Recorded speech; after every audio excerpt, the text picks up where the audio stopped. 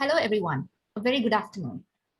Welcome to Between Friends, Sharing Knowledge and Experience, a six-part webinar series hosted by the Maitri Economic Empowerment Program.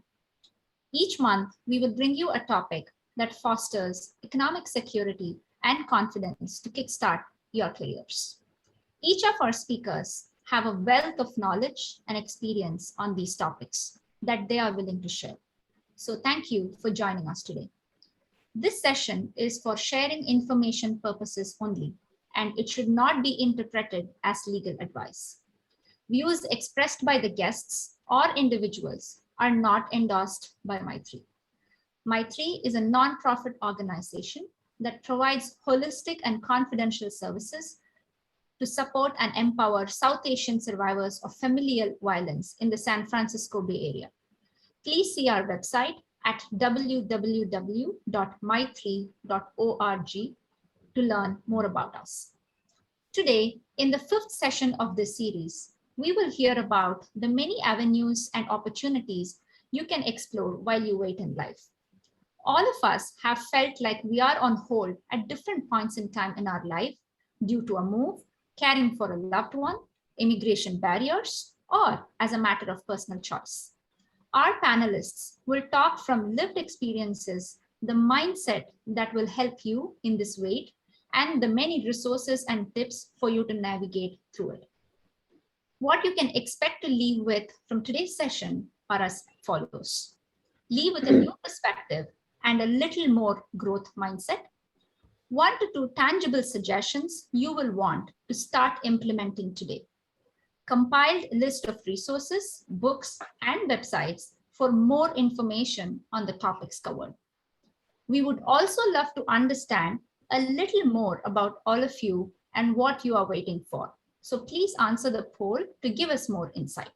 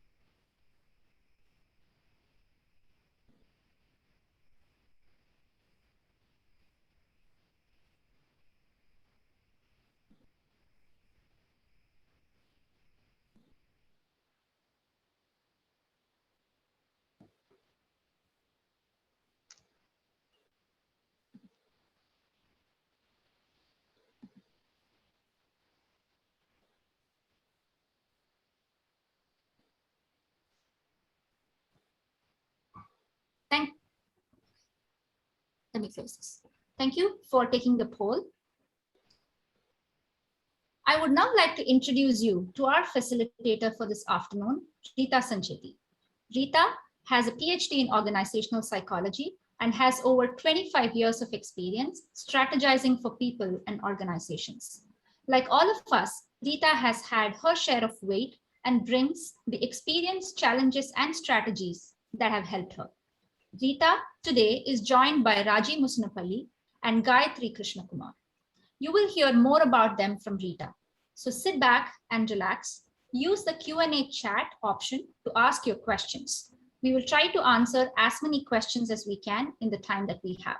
Or we will get back to you if you leave your email ID in the chat. So with that, over to you, Rita. Thank you, Madhumati, for the very warm introduction. Hello, everyone, and welcome to today's panel. I am so pleased to share this afternoon with you all and my two fellow panelists. Both of them have been adapting to and improvising their lives as they've been waiting. 20 years ago, our first panelist, Raji Musunapalli, was an aspiring artist pursuing a career in graphic design. While she was waiting to launch her career, she volunteered in different capacities at her children's school. Through her volunteering, she discovered she had natural strengths and interests and had built a new skill set. That discovery and confidence led her to pursue a career as an educator and a school administrator for 20 years in San Jose's Oak Grove School District. Raji is now retired and once again an aspiring artist. Our second panelist, Gayatri Krishna Kumar, is a business and technology advisor for PwC with over 18 years of experience advising clients, solving business and technology problems across different industries. Along with that, Gayatri has also pivoted into the nonprofit world where she's pursuing her passion for empowering women who are in disadvantaged positions. As Chief Financial Officer and longtime mentor at Move Up Today, she's helping underserved women become financially independent. So let's dive right in. Preparing for this panel, I got to thinking, well, what is waiting? According to the dictionary, it's the action of staying where one is or delaying action until a particular time or until something happens. As Madhu said, like you're on hold. It kind of implies that while you're on hold, nothing is happening. And yet we're often doing something while waiting. And we as a panel have been wondering, what you've been waiting for. So thank you for taking time to fill in the poll and let us know, what your circumstances are and what you're waiting for. All of us are at one point or another waiting, and we hope that what our panelists have to share with you today will resonate and you can apply that in your life while you're waiting. So the panelists are going to touch on 4 different areas today. The first one is professional development and education. Second is on volunteering. Third is participating in the community or community building. And lastly, self-discovery and growth. And before we dive deep into what we're going to do while we're waiting, I know that's what everyone wants to hear right now. Let's hear first from our panelists on why it's important to do something, and not just something, but something meaningful while you wait. I'll start first with Gayatri. Gayatri, can you tell us what your thinking is around why it's important to do something meaningful while you wait? Thank you, Rita, for the introductions, and it's just great to have this conversation with all of you. I'd like to start by talking about the last 18 months. If nothing else has been said about the pandemic, I think everyone will agree that we've had a time to evaluate and understand what's really important to us and what is valuable in our lives. We saw so many ways of investing in ourselves, be it, starting a new hobby or spending time on what you love.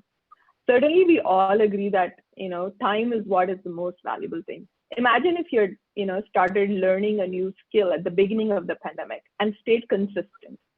By the end of 18 months, which is right about now, in many cases, you'd have earned some level of competency and certification, perhaps even something career changing, just something to ponder over.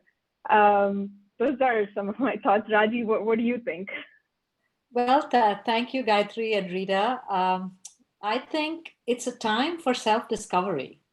It's a time when you can try different things to understand what do you enjoy doing and what are you good at. It might even lead to what else you might want to be. And it's a good time to use to cultivate ways to connect with yourself, be it yoga, music, reading, or discovering a new hobby, or whatever gives you joy. It's also a good time to there's a good value in simply experience waiting. Sometimes there's value in just pure silence and being alone. Use this time as a chance to refocus on yourself, your needs, and on what makes you feel good. It is a time to use to identify which people you want to connect with and how you want to live your life. Thank you for sharing Thank you for sharing those perspectives, Gayatri and Raji. With our ever busy lives, the waiting period is like a gift that allows you to slow down so you can reconnect with yourself, discover facets of yourself, and refocus on what really matters to you. So Raji, I love your story. Could you share a brief example from your own life where you were waiting to finish your degree? How did you use this time? What worked, what didn't work? And share some insights that you learned about yourself and also that you think that the audience can take away. Yeah, sure, Rita. Well, all the 4 reasons that both Gayatri and I mentioned are the reasons why I'm a part of this panel to start with. So I first arrived in the US about 34 years ago and was new to the country. I did not work for the first few years when my kids were young because the concept of daycare in those days was so alien to me about leaving my kids with strangers. As a new immigrant, I was guilty and worried that I wouldn't be a good mother if I left my kid in someone else's care. And I know that since those days, things have changed. So when my kids started school, I took courses in graphic design, wanting to become a website developer. My waiting period became a time of self discovery for me. So there are a couple of things that worked for me during this period. Firstly, when I was on the path to a career in graphic design, I could put the skills I was learning to help in my community. During this time, I volunteered a lot at my kids' elementary school. In those days, schools were just starting to have websites. So I was able to use the skills I was learning in graphic design to build the school's website. I also ran some of the gifted and talented, the GATE after school art classes at the school. Secondly, I discovered my potential in other areas. While volunteering, I discovered that while I loved art and graphic design, I also enjoyed and was really good at some other things that were important, such as working with children and adults in a school setting. I soon realized that a couple of things in this field that I was pursuing didn't work for me. One was the long hours, and second, my own personality did not suit the profession of a graphic designer. I had invested time and money in these courses, and being creative in my arts degree, I had always wanted to launch a career in technology and design. And now I was faced with having to rethink and switch to a completely new area that I had never thought about. So, what I learned about myself was that professionally, I was so energized and interacting uh, with work and working with people, and ultimately switched to a career in education, both as a teacher and then as an administrator. And personally, it helped me understand the value of being flexible, having a growth mindset, and not being afraid to go where my energy took me. It took some real soul searching, and the waiting period gave me the time and space to explore and discover my strengths and passions. This leap eventually paid off, and I had a successful 20-year run in education before I retired last year. And now in retirement, I've gone back to art and painting. Thank you, Raji. You can see Raji's artwork in the background, beautiful birch trees in the fall. Happy to know you can go back and pursue your original passion again. So that was a great example of self-discovery, growth mindset, and reinvention during your waiting period, Raji. How fortunate that you were able to discover this new passion while you were waiting, and that you also then had the courage to leave that behind and pursue something new. Gayatri, what about your story? Could you speak of a time when you used your waiting period for change in your life?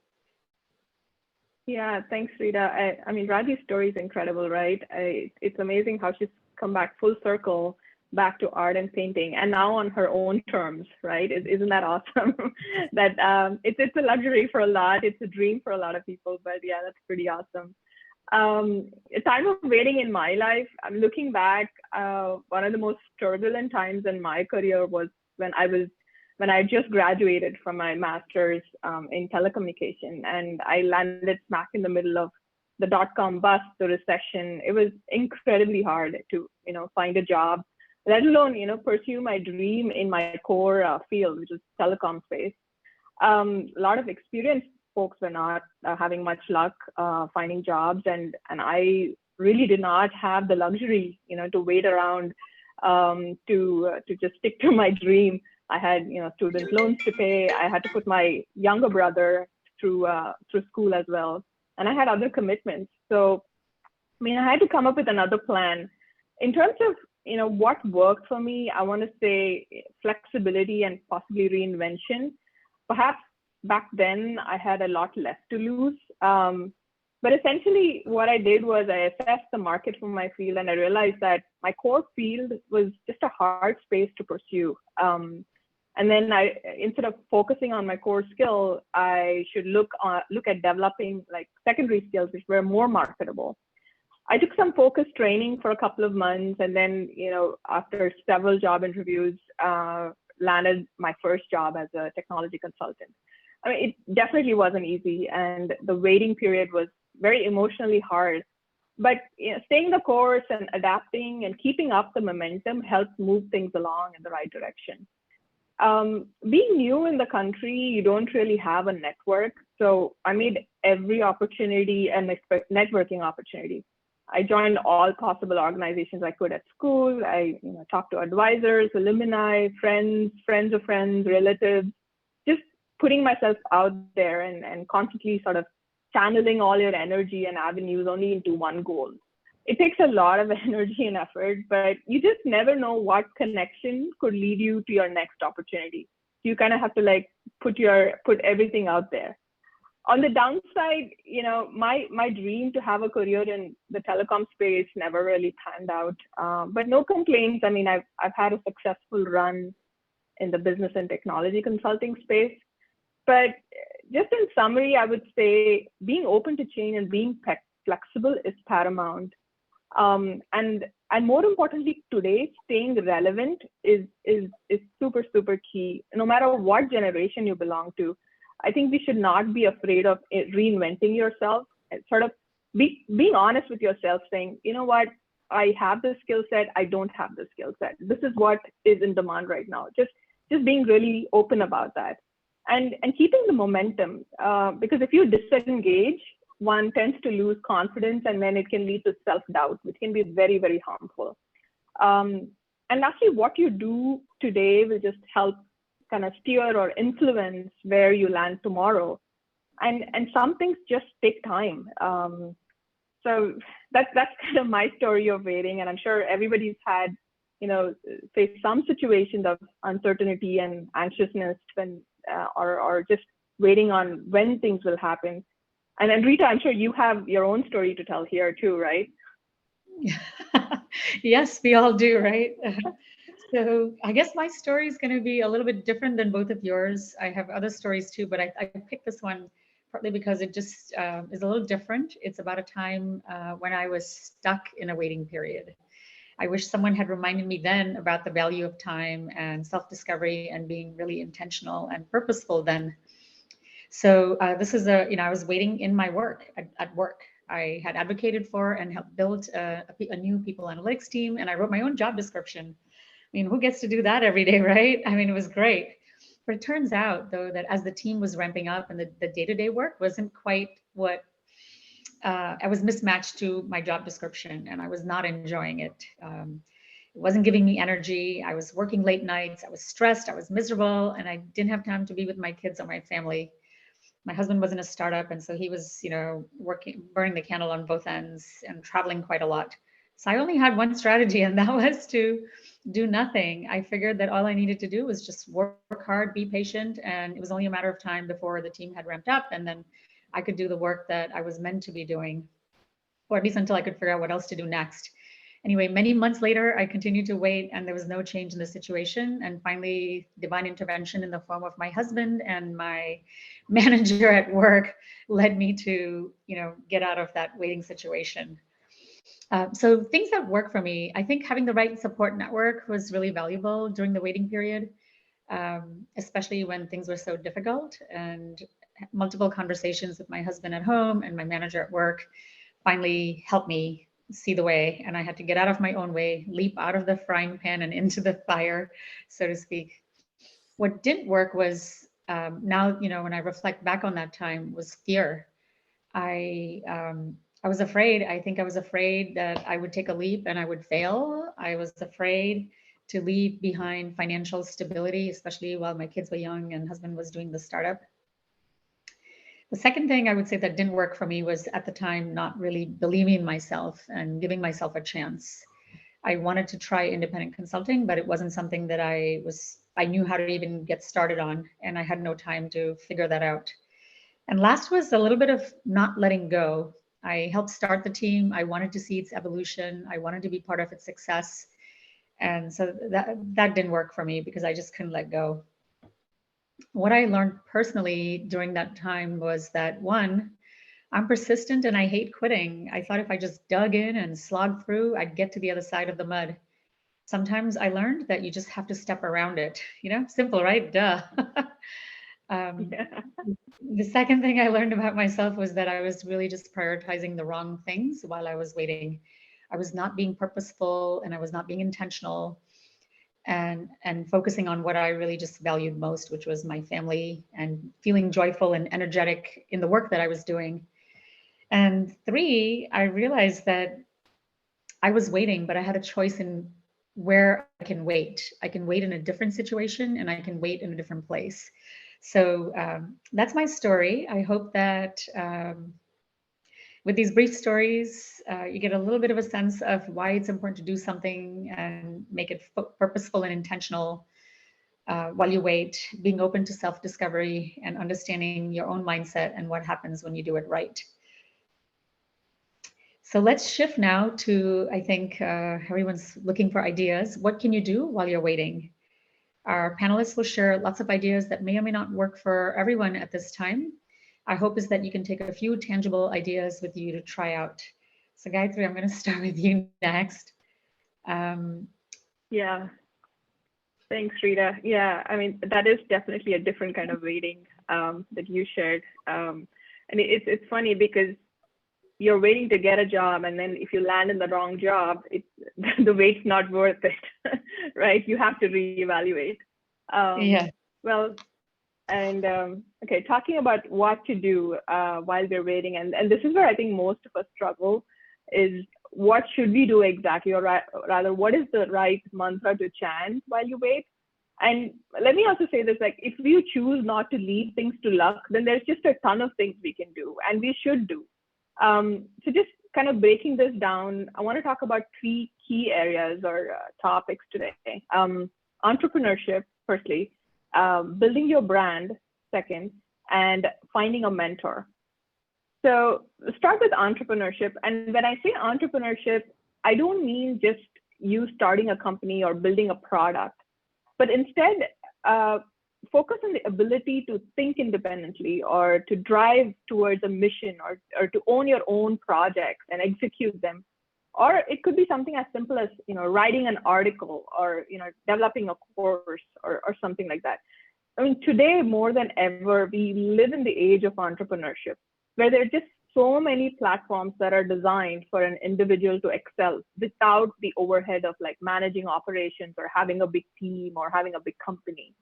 Like freelancing, especially on platforms like Fiverr and Upwork and TaskRabbit, whether you have a talent like for interior decoration or graphic design or even finance, there's just a way to exchange dollars for your service or your skills. And this is also a great way to kind of build your portfolio of projects. And this explains a lot of gaps in your resume. I mean, this could just be a great way to showcase that, there has been gaps, but I've always stepped up and done something during these gaps, and which is usually something people struggle with in explaining in interviews. Second is the building your brand portion. Now, this is interesting because we live in a world where our social digital footprint rather, is our resume. Recruiters will learn more about you before you get a chance to explain yourself. Make sure your digital footprint reflects really well of what you are. And also, you should use your footprint to promote yourself, your thoughts, your opinions. They all have value and they help build your brand. Meaning, anything that you have to say, your opinion or a perspective on a certain topic can really help sort of strengthen what your area of expertise is. Platforms like LinkedIn, YouTube, Twitter, they've been around, but they've kind of changed in terms of what they can do for you. Like LinkedIn's become like this marketplace for exchanging ideas, driving consensus, following latest trends, news, jobs, just publications from across the globe. It's just a great platform for building your professional footprint. You can start following companies in your field of interest, start reading, engaging, posting ideas, start following key influencers in your space, leaders, and just staying relevant and current on what's happening in the industry. It's key. And if you're able to join certain like groups and networks, and potential employers are sort of tracking a lot of these groups, and it's just great for visibility. And all of these platforms, like I said, have been around. There's nothing really new that I'm talking about in terms of the platforms, but just the kind of things that you're able to do with them right now, and the connectivity and the opportunities that it offers have completely changed. And so we have to adapt. Thirdly, this is something that might not work for a lot of people, is finding a mentor in your field of expertise. Someone who can guide you and kind of support you through your job search. I mean, it would be great if you can find somebody who sort of understands you professionally and your personal situation. But if not, maybe join a professional association, or ask someone in your network to introduce you to someone in your field of area. And that can lead to something. I mean, these days, people are open to direct messages in LinkedIn. Perhaps a good message, or asking them for a 15-minute chat. People are open to that. There's just a lot of goodwill on LinkedIn. People want to give back, so you should definitely tap into that. So these are just a few avenues, Rita, that I wanted to touch on. I know there's probably more to it that Rita and Raji, you can add to as well. Raji? Sure. Oh my gosh, Gayatri, that was amazing information. So a couple of things I want to mention is for professional development, you can use your local colleges and universities and build online skills. Use podcasts to stay current and improve your skills. Invest in yourself and for your future. So some great ways are to engage with the university and network with other folks that are there in your line of work. Make connections there at the school with the teachers, the classmates, and your peers. And the Career Center is a great resource and can give you the first break you may be looking for. In fact, in my own case, I got my first teaching assignment in Cupertino Union School District while doing my teaching credential at Santa Clara University. And one of my teachers there referred me for the opening. So it was a direct connection from the school to my first job. So nowadays, many more opportunities are available to gain skills through online platforms like Udemy, Lynda, and short tutorials through YouTubes and videos. These are all mentioned in the resource guide that Maitri will provide for all of you who are, who have signed up for this. There are a lot of podcasts on various topics from which you can learn a lot about a given topic. And Google certification program launched so many disciplines where you can get certified. So Rita, that's my take on that. Great. Yeah, those are some great suggestions for and good examples for those who want to pursue professional development during this waiting period.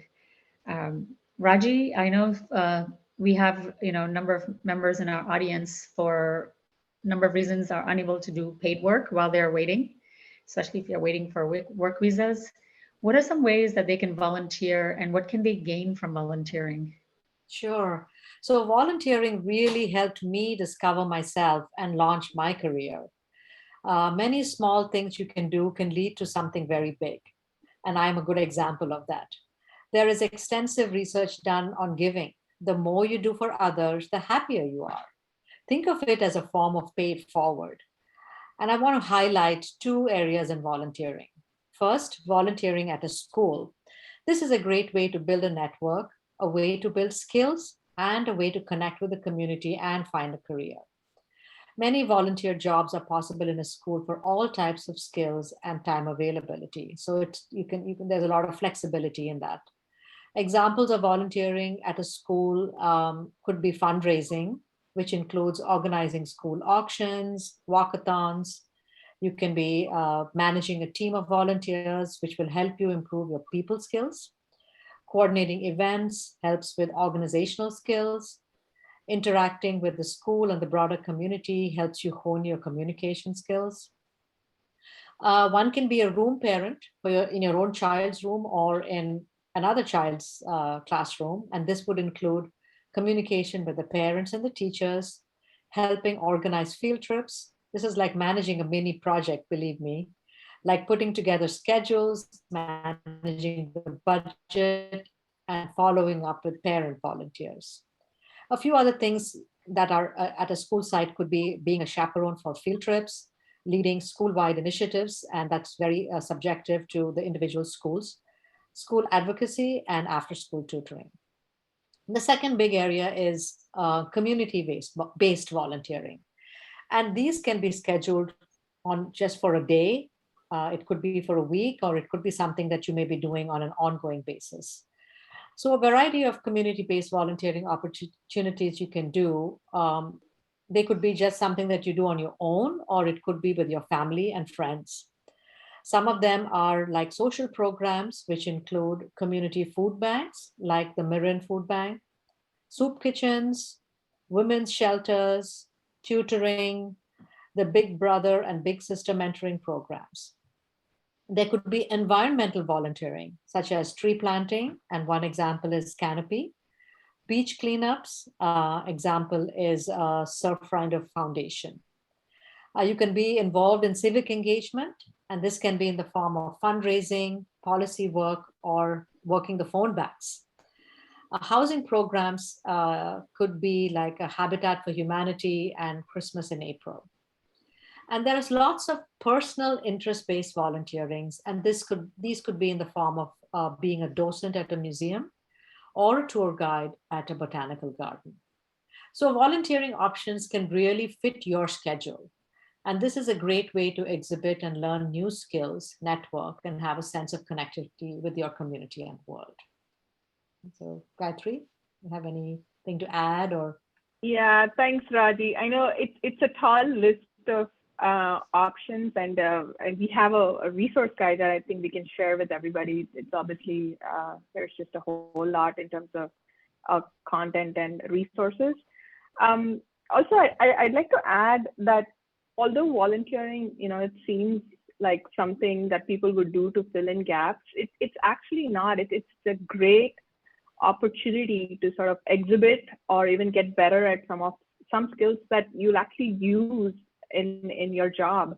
And there's a whole side to professional volunteering too. There are opportunities that you can find on websites like Catch a Fire, Taproot Foundation, where you can find opportunities that align to your skill set. These are just fantastic platforms to exhibit leadership, project management, show your ability to work with teams. And there's also like a lot of women-focused networks as well. I think that the key is to like stay engaged in these networks, these discussion groups and meetups, and this is just something that might help you land with the next gig, may not, but all another avenue to expand your network. It's just, I think volunteer itself, people get the wrong image the minute you say volunteering, but there's just a lot of benefit to this. And Rita, I know we were talking about it. You have 2 boys, and there's a ton of sporting activities that you deal with, and you've had your own experiences volunteering with sports. Do you want to share? Yes, absolutely. I'll just keep it very brief because I know that our audience would also like to ask questions. So I'm going to move this along. Yes, my boys, anything sports related they love, and I found out that there's a ton of opportunities with sports. Any sport that your child plays, you can coach, you can manage the team, you can referee on those teams, and it's a great way to spend time with my children while they're out playing, and also be able to network with the other families, get to know other families, and build my community. So I'll keep it short that way.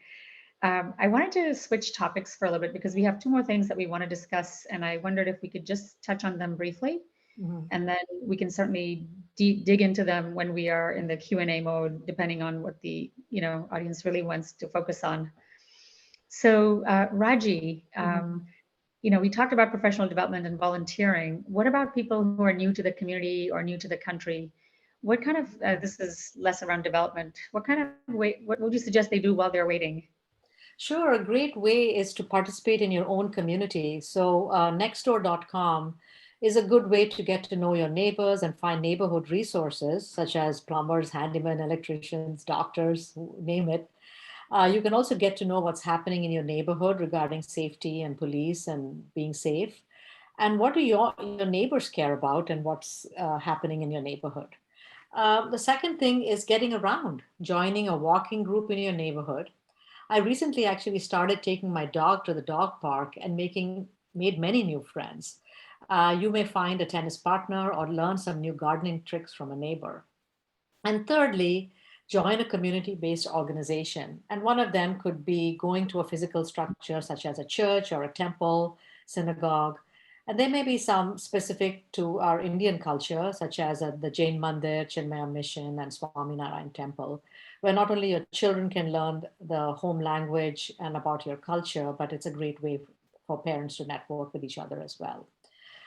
There are other things like online organizations, such as joining a new moms group and joining various interest based groups, such as gardening, sports, and cooking. And lastly, joining a professional community, such as LinkedIn, and which has several interest based groups that one can join over there. Great. Yeah. So we've discussed so far professional development, volunteerism, and quickly touched on community participation and community building. An important foundation for all of these three is self-care and self-discovery, which our panelists touched on a little bit in their story. Without this, there's likely to be a lot of busy activity that may or may not be connected with who you are or what your purpose is. And so, Gayatri, I'm going to ask you in the next couple of minutes to just touch on self-discovery and self-care while you're waiting. I mean, we saved it for the end, and I don't want to rush it, but I also want to make sure that we, share some of the key points around why self-care and self-discovery are so important. Absolutely. And we did save it for the end, but it is no less important. So I'm a strong believer in the fact that you're only as good as your support system. And what is that support system, right? Whether it's your emotional ability, your physical ability, or your environment around you. I'd like to use this analogy loosely as you're preparing for war right now, or when you start to go to work. So essentially, you should use this downtime to sort of build tools and systems to maintain your mental state of mind, to perform your best when you start work.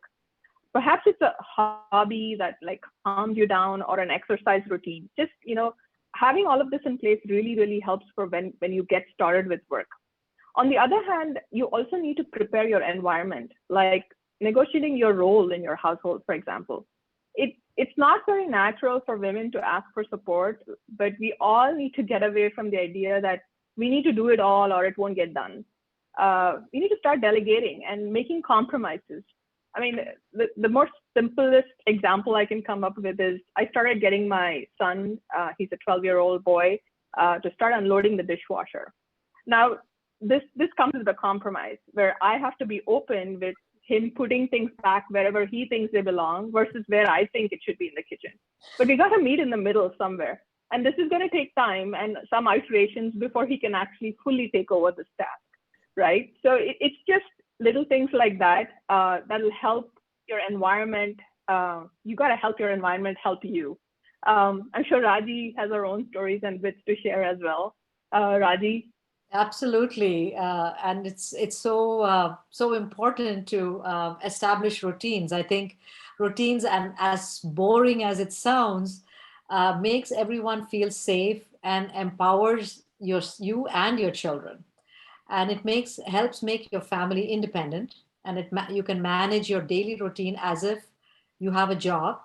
That this is good for you and your family for when you are not there to pick up all the pieces. It helps when becoming self-sufficient and resilient. This will also give you the confidence that your family can and will be able to manage without you.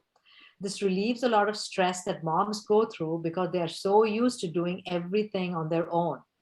It also shows your family that you trust in their abilities and they will rise to the occasion. Second, offload, outsource, and delegate. And I think, Gayatri, you touched on this a little bit. So assess all the tasks you do at home. Make a list. Figure out what you can do, what you will do and enjoy doing, and what you can offload and or outsource or delegate.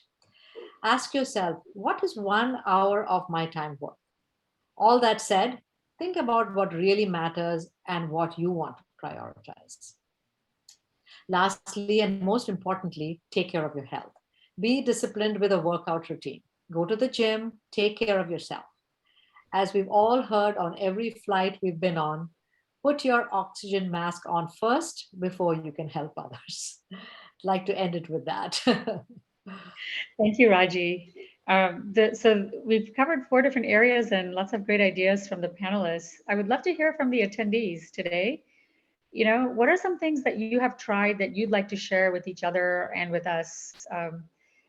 Coming into this panel, we didn't know who our audience was. And now that we understand better, I would love to know if you've also been doing things in any one of those 4 areas that we discussed or outside of those areas that you think is worthwhile sharing with the other attendees. You can just go ahead and feel free to enter it into the chat feature if you have suggestions. We could also learn something from you. And while you're doing that, I will just quickly summarize what we've heard from our panelists. So as you've heard, the waiting stage can be empowering. During this time, you can build confidence. Oops, I disappeared. Self-reliance and independence. You can hone or learn new skills and learn to negotiate your place in the household or the next stage of your life. These stories show that while all our circumstances may be different, we can take some learnings forward from each other's experiences. And before I hand it over to Madhu, while you're in chat, please also feel free to share one nugget or insight that you will take from this session to try. It helps us also know what we're saying, if that's resonating or there's more that you want, like you want to go deep or, this has been very helpful. So with that, this concludes our panel portion. Whatever your waiting period is, we hope you will fully enjoy and make the most of this waiting space. And I will hand it over to you, Madhu.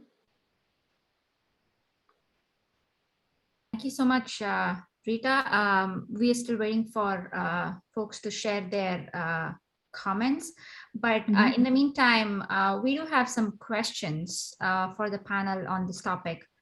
The first question is, when you don't know when the wait is going to end, it feels very frustrating, and you all touched on this during the discussion. So the question is, what is the best way to approach this frustration? Gayatri or Raji, would you like to take that on first? Sure. Well, based on a couple of things we've said, one could be like you're honing your skills and you're going to school or taking a course, and that's like a time limit. But things like volunteering is something that can be ongoing and it's flexible. So those things, those are the 2 things that I would say you should have a balance between the 2 to keep your sanity while you don't know how long it's going to take. Gayatri, anything you want to say? Yeah, and this is the sort of existential question right now, right? The waiting period. And it's hard to say. It's just really, really hard to say. Your waiting could end tomorrow. It could take another year. Who knows, right? But the idea is to utilize your wait period effectively. Don't waste the time. Don't let negativity creep in. Just stay on track with your plan. Firstly, have a plan and stay on course, because like I said, negativity is worse than waiting. It can creep in and there can be self-doubt. It could destroy your other good parts of your life. So waiting is not necessarily bad. It's just how you approach it that could make it bad. So yeah, I don't know if I helped, but I think that's the gist of it. Your approach to anything. It's not just waiting, it's anything in life, I suppose. How you respond to situations is what makes it good or bad. So yeah, it's more of a philosophical answer, but I hope that helps. Yeah, and from my perspective, I think it's already what we covered, but just maybe a little bit more flavor to it is the self-care and really just taking the time to work out. I tend to get very busy with, the day-to-day, and it's always something that I put off, and it's very easy to keep putting off self-care. And so I think I would just say, Raji talked about building routines, build working out or doing something active outdoors in your routine? Thank you for answering that question. We have the next two more questions. So the next question we have is, all the panelists here talked a little bit about being more relevant and reinventing oneself. Can you share a little bit more about that? Sure, I can take this. So the one thing I would say is, right now there are 5 generations of people in the workforce. There's just a really wide variety of knowledge or understanding, but the world is changing so fast. Whether it's technology or skills or way you do things, the way you shop, the way you eat, where you buy your food, all of this, right? Adapting is not a choice anymore. You have to adapt and stay relevant. I mean, if you don't stay relevant, you lose out. It's no longer a choice. And I know I talked about relevance, staying relevant in terms of skill set and in terms of technology, but just staying in sync with the world in terms of what's happening is very crucial today. And that's not a choice anymore. Right. That staying relevant reminds me of, I used to have a cassette from, and it was Asha Bhosle music. And in the beginning of her song, she's saying something, and she says it in Hindi. She says, she kind of like updated her old music with the new generation beat. And she said, "Zamane ke saath jo chalte hai, wo aage badhte hai. Jo nahi chalte, wo tham jate hai." So I think that kind of sums up for me, like being relevant. You just have to keep discovering, keep learning, and keep moving, and do it so with purpose and intent. What about you, Raji? Anything else to add? I think both of you have pretty much covered it, but just let me give you a very small personal example. And that is, since I started getting back to painting in retirement, I've been hearing what Gayatri was saying is being relevant in today's world of being an artist is being on social media, having an Instagram and Facebook, a professional account, and constantly posting. And I'm saying, I just want to paint. I don't want to do all this, but I have to. So I just want to take my brush and paints, but if I want to be in that area, I have to adapt. I have to do what's needed in today's world, even though that was not where I started. So just my 2 bits for that. Madhu? The last question we have is, after a wait, it seems very hard to find opportunities, even if we are qualified and competent. The gap is glaring on the resume. Any suggestions and resources to get back into workforce? Gayatri? Yeah, I think we touched on some of these. Gaps in resumes are hard. There's no sugarcoating that. It's hard to explain that to recruiters. It's hard to convince a hiring manager on why there is a gap. But I think the approach in terms of how you make your case is also important. We talked about projects that can be done to explain the gap, or individual pieces of work that could be built, whether it's writing articles or starting your own blog or starting a YouTube channel. There's a lot of traditional and non-traditional ways to address gaps.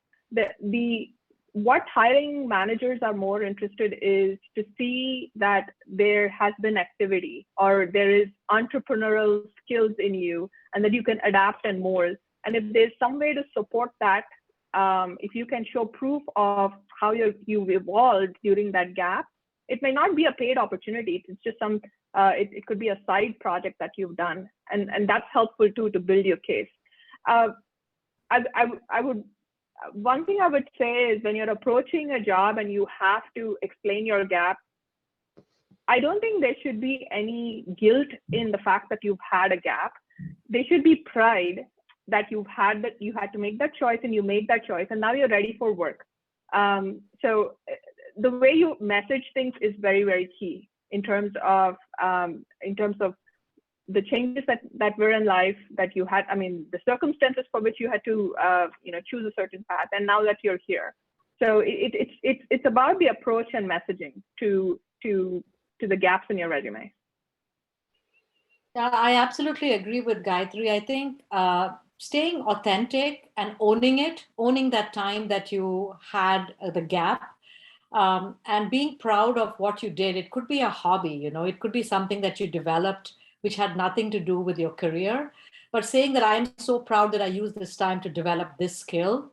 And this is what I did. And I'm so excited I had the opportunity, or I was able to do this at this time. Owning it and saying that this is it. This is what I wanted to do at this time. Showing that you're proud of what you did at that time is very important as a form of messaging to the recruiters. Yeah. Rita? Yeah, I'll just add one thing. I have a cousin right now. She was out of the workforce for about 3 years and now is trying to get back in, and she's got this gap like just hanging over her head. And she's got a great resume and she's going through interviews, and I think she goes in with that sitting on her, and that sort of affects her a little bit. But the other thing I want to say about gaps is it's almost like we have this worry about a gap. And I told her, I said, look, next time someone brings that up to you, like, oh, well, you have this gap. I said, ask them, what's the concern about the gap? Because people just kind of shut the conversation down with, well, you have a gap, so, sorry, we can't consider you. And my suggestion to her was, ask them, what's the concern about the gap? Do they think that you are missing some skills? Because then it gives you something really concrete to talk to them about and say, no, well, actually, I'm not missing those skills. And these are all the different ways that I have developed that skill. And so it just gives you more insight into what their concern is about the gap. Maybe their concern is that you don't know how to adapt back into the workforce. Well, that's it. When you know what the issue is and what their concern is, it's much easier to deal with it than this generic gap that we don't know what to do with. You can try 20 things, but none of them may all be the right thing for that particular person's concerns. So that's where I'll stop. Thank you all. That was a wonderful discussion. Once again, a huge thank you to Rita, Raji, and Gayatri for having a thoughtful and insightful discussion on successfully navigating what to do while you wait. We thank all of you participants who've taken the time on a Saturday afternoon to join us. Please stay tuned for our next session, which will be on Saturday, October 2nd at the same time. Thank you all. Thank you for having us. Thank you. Pleasure. Good luck, everybody. Good luck. Bye.